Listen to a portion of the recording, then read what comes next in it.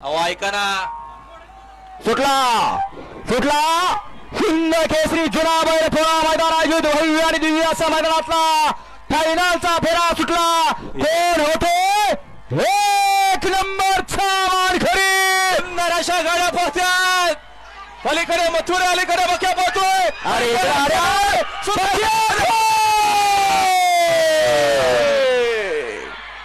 गाठा खीर